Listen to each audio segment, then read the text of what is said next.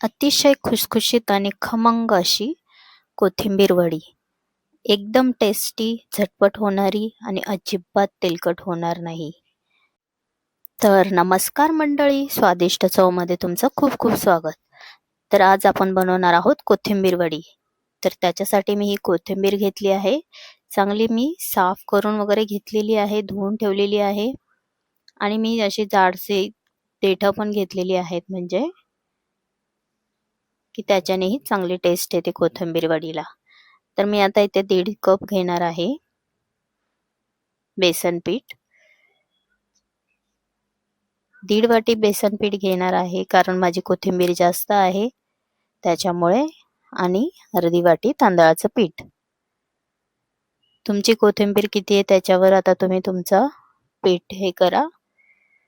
आता हे आलं, लसूण आणि जिरा आणि मिरच्या याची पेस्ट केलेली आहे. मिक्सर मधनच पेस्ट केली आहे अशी जाडसर. आता पाव चमचा हळद,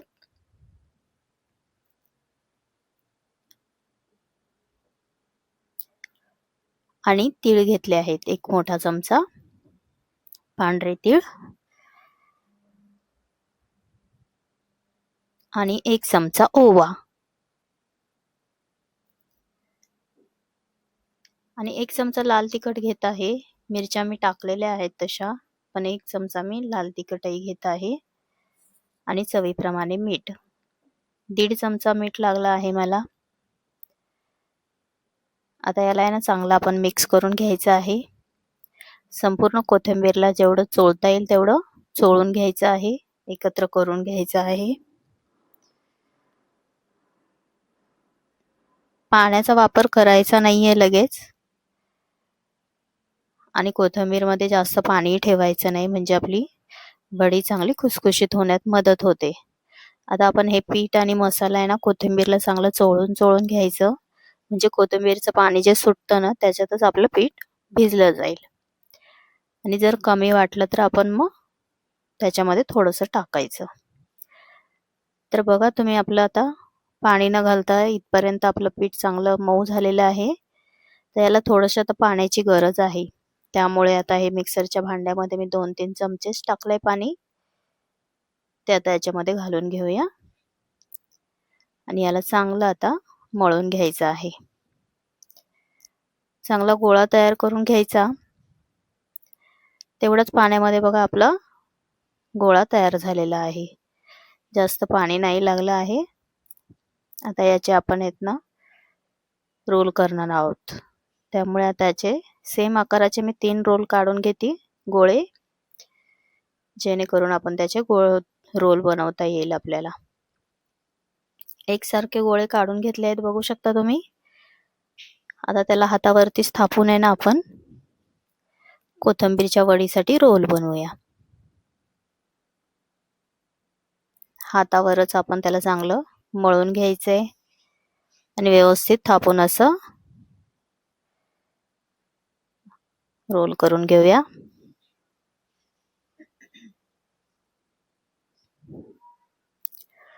दुसरीकडे मी पाणी तापायला ठेवलेलं आहे कुकरमध्ये.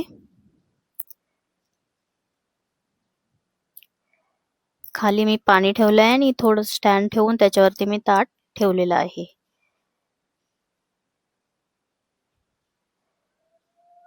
असे करून आपण एक एक आता रोल आपण याच्यामध्ये ऍडजस्ट करून घ्यायचे.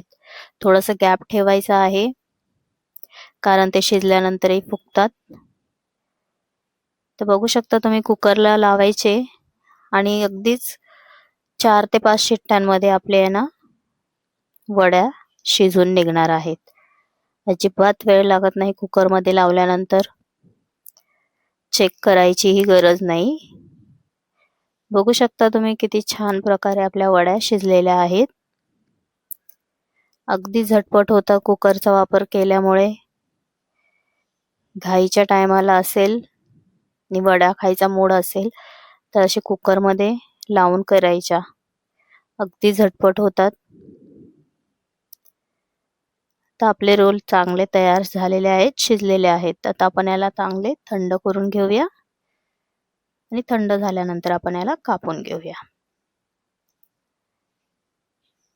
आता मी तेल गरम करायला ठेवलेलं आहे ना, आपली वड्या पण थंड झालेल्या आहेत. तर आपण कापून बघूया निघतायत का बरोबर. तर बघू शकता तुम्ही आपल्या वड्या अगदी व्यवस्थित पडत आहेत, अजिबात तुटत नाहीयेत की काही नाहीये.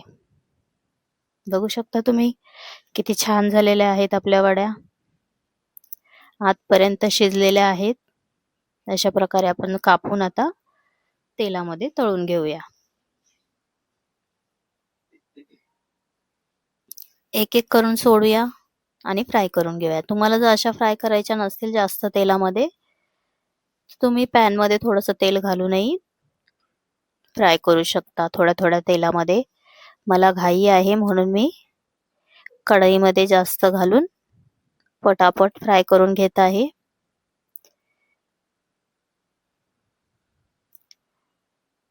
त्या शिजलेल्या असतात त्याच्यामुळे त्याला वेळ लागत नाही, लगेच त्या कुरकुरीत होतात.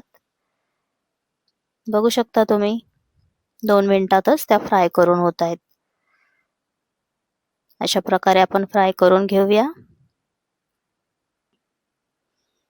खूप झटपट होणारी ही कोथिंबीर वडी आणि टेस्टी खूप होते आणि टिकतेही भरपूर. तुम्ही फ्रीजमध्ये बनवून ठेवलात आणि जेव्हा पाहिजे तेव्हा काढून खायच्यात फ्राय करून, खूप मस्त होतात. तर बघू शकता तुम्ही किती छान कलर आला आहे आणि अतिशय खुसखुशीत खमंग अशा झालेल्या आहेत. तुम्हाला तोडूनही दाखवते. बघा तुम्ही किती छान आहेत, आतपर्यंत खुसखुशीत झालेली आहे.